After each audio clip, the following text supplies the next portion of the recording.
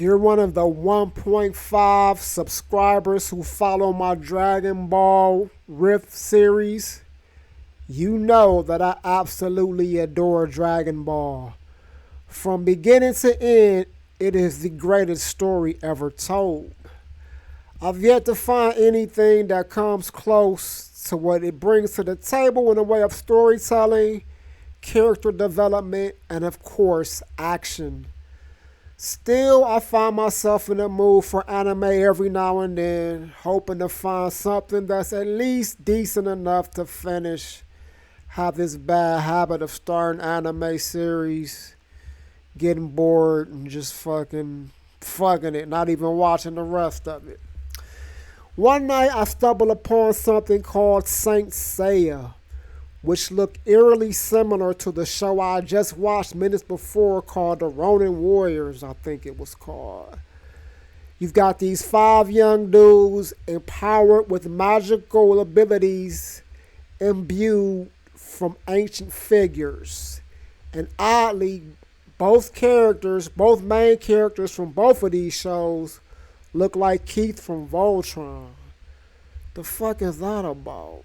I don't know. Maybe it's a trend. Maybe he was the hot hunky character model back in the day. Anyway, once I get into it, I see that Saint Seiya actually has more in common with what? You guessed it, Dragon Ball. Saint Seiya chronicles the journey of five young men who are destined to not only become warriors, but protectors of the world. Their destinies predetermined by fate and emboldened by none other than Goddess Athena herself. We've got the resident badass Iki, his brother Shun, aka Andromeda, Shiru, Hyoga, and of course Seiya. These are the Bronze Saints, or Knights, depending where you're at in the English dub, because they just magically switch from Saints to Knights like, fuck it. Nobody won't notice this. The Saints theme is integral to the series as they are comprised of some of the most powerful humans on Earth. More notably, these saints have pledged an oath of loyalty to Athena. Not like in real life, Athena is largely viewed as a myth. No spoilers, I won't ruin it. However, the saints have plenty of reason to believe in her as they have been empowered by the gods in general through the cloths or armor that they wear. There are primarily three main classes of saints: gold, silver, and bronze. While the Bronze Saints are technically the lower class Saiyans of the bunch, we find that their power isn't necessarily defined by this predetermined social status. When we first get our main characters together, we get a sense that they aren't necessarily chummy with one another. I mean, they damn near kill each other in this tournament for the gold cloth. But, as we eventually learn, this is merely an illustration of their competitive nature and determination. When shit hits the fan, we see these guys are click tight, true friends, brothers, willing to ride and die for one another.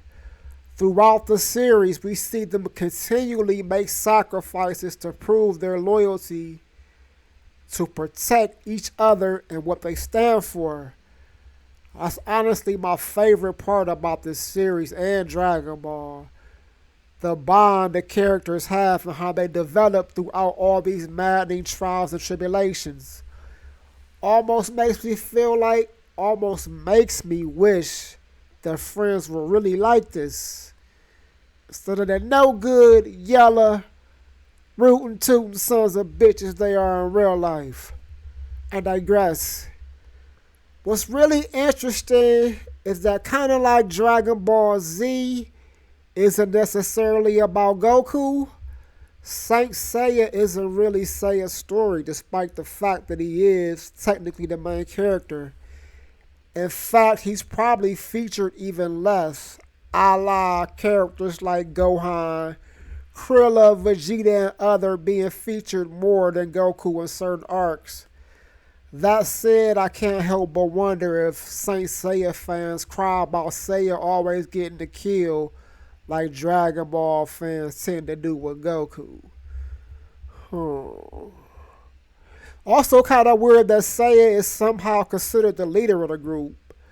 Several characters use the phrase Seiya and the others throughout the series. Even the others use this phrase. So, in addition to not exactly being the main focus, he's the smallest, the youngest, I think, not the strongest, and from what I can tell, not the quote unquote chosen one. Don't get me wrong, Seiya's cool, but that's still something I don't quite understand. Maybe it's because he somehow manages to be the last man standing more often than not.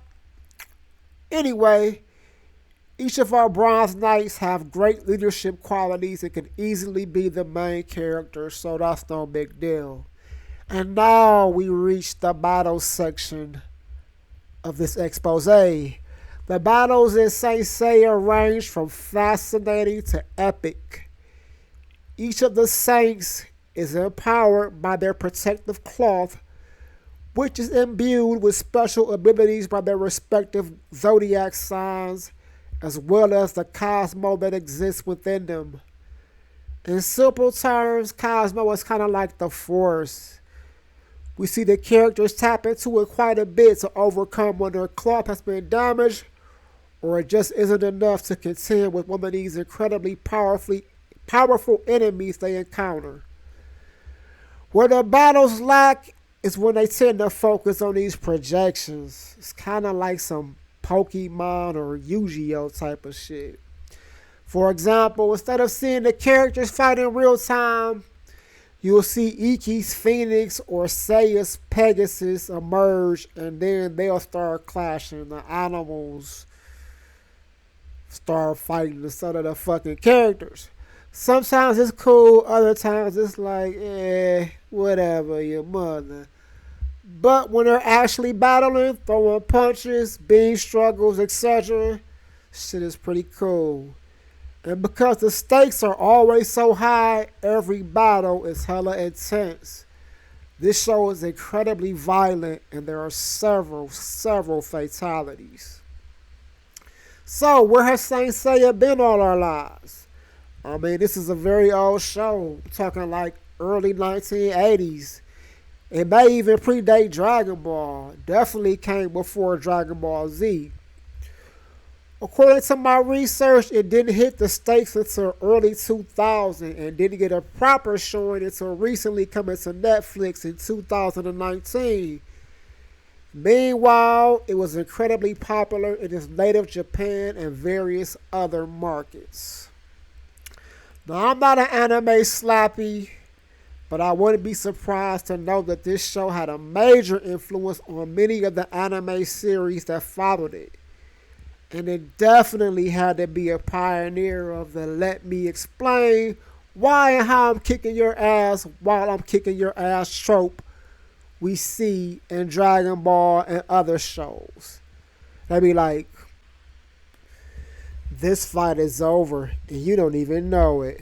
Huh? What are you saying? You put all your energy into that last attack. Now you've got nothing left. That wasn't just any knee strike I hit you with. That was my Kamagoye. And in 5 seconds, all your teeth are going to fall out. And when you go to pick them up, I'll hit you with my Bombaye. Game over. Why you? 1, 2, 3. Stop counting! Niggas' teeth promptly fall out at 5. Bombaye, lights out. Shit is hilarious. Saint Seiya is incredibly cheesy, but man, it's a whole lot of fun. The story isn't exactly high concept, but the strong character development, the battles, the ongoing struggle against evil keeps it exciting throughout. I personally love Dragon Ball filler because the characters are so likable. But Saint Seiya doesn't have anything that I would consider filler. Every episode is integral to the story, and once they get going, they are off and running to the dramatic conclusion. There are other Saint Seiya series out here as well as movies, which I'm unfortunately having a hard time finding in English. For now, I highly recommend checking out this uber awesome old school anime. Peace.